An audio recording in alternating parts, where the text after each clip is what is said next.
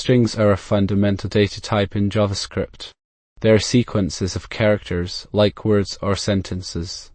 We can create strings using single quotes or double quotes. We can concatenate strings using the plus operator. This combines two or more strings into a single string.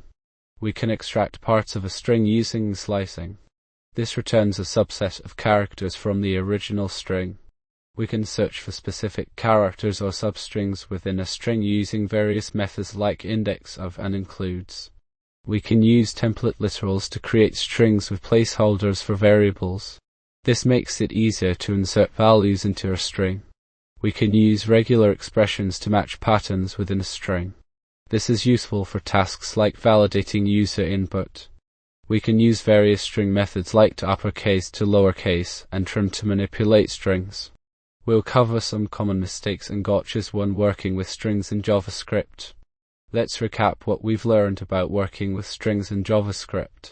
We'll explore more advanced topics related to strings in JavaScript. Thanks for watching. We hope you learned something new about working with strings in JavaScript.